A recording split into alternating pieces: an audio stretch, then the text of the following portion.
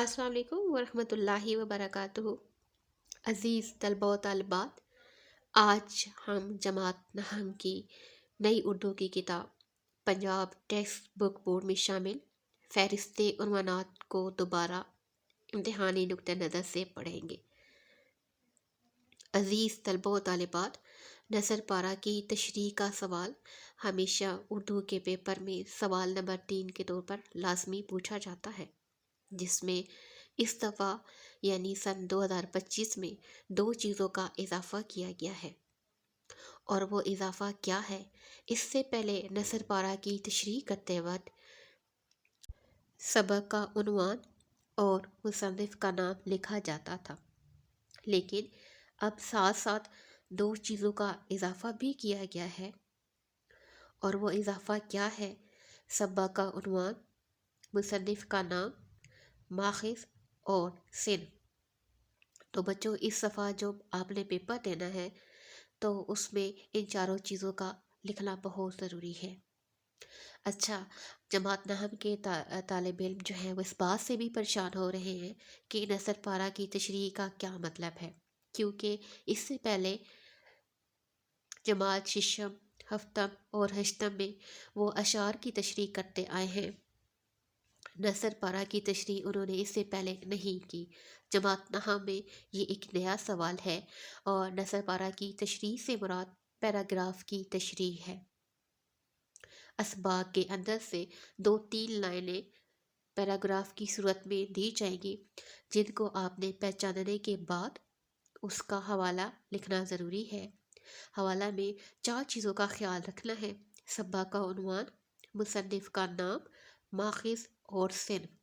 اور اسی حوالے سے آج ہم فہرست عنوانات کو دوبارہ امتحانی نقطہ نظر کے مطابق تیار کریں گے اور پڑھیں گے۔ عزیز طلبہ و طالبات، فہرست موضوعات دی گئی ہے، اس کے 4 کالم بنائے گئے ہیں۔ پہلے کالم میں اسباق کے موضوعات لکھے گئے ہیں، دوسرے کالم میں مصنفین کے نام ہیں، تیسرے کالم میں کتابیں یا ماخذات ہیں۔ عزیز طلبہ و طالبات، کتابیں یا ماخذات سے کیا مراد ہے؟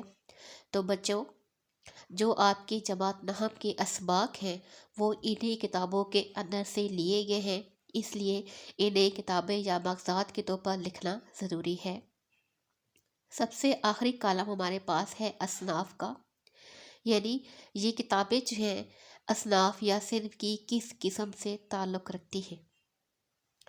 تو چلیں ہم سبق شروع کرتے ہیں۔ پہلا سبق کا نام ہے اخلاقی حسنہ، اس کے مصنف ہیں سید سلیمان ندوی، اور کتاب ہے رحمت عالم صلی اللہ علیہ وآلہ وسلم، جبکہ صنف ہے سیرت نگاری۔ دوسرا سبق ہے اپنی مدد آپ، اس کے مصنف ہیں سر سید احمد خان، جبکہ اس کے ماخذ میں شامل ہیں مقالات سر سید، جلد 5۔ اصناف ہے مضمون۔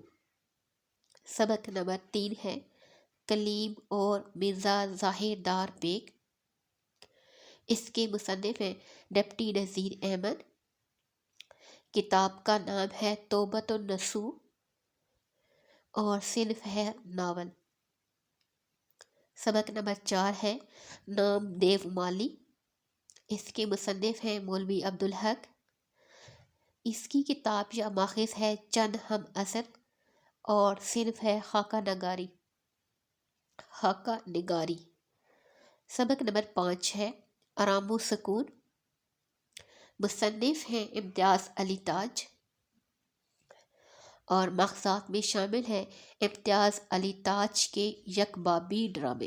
یک بابی ڈرامے کون سے مراد ہوتے ہیں؟ جو ایک ہی باب سے تعلق رکھتے ہیں، اور صنف میں شامل ہے ڈرامہ۔ سبق نمبر 6 ہے کتبہ، اس کے مصنف ہیں غلام عباس، اور کتاب ہے آنندی، اس کی اصناف میں شامل ہے افسانہ۔ سبق نمبر 7 ہے ابتدائی حساب، اس کے مصنف ہیں ابن انشا، اور کتاب ہے اردو کی آخری کتاب۔ اور صنف ہے مضمون۔ سبق نمبر 8 ہے لڑی میں پروئے ہوئے منظر۔ اس کے مصنف ہے رضا علی عابدی۔ کتاب ہے یا ماخذ جرنیلی سڑک، اور صنف ہے سفر نامہ۔ سبق نمبر 9 ہے بھیڑیا۔ اس کے مصنف ہے فاروق سرور۔ کتابیں یا مغزات میں شامل ہے ندی کی پیاس، اور صنف کا تعلق ہے افسانہ۔ سبق نمبر 10 ہے حوصلہ نہ ہارو، آگے بڑھو، منزل اب کے دور نہیں۔ یہ مصنف اس میں ہے Punjab curriculum and textbook board, ان کی طرف سے تیار کردہ یہ مضمون ہے جو آپ کی کتاب میں شامل کیا گیا ہے، لیکن یہ سیاق و سباق کے اندر شامل نہیں ہوگا۔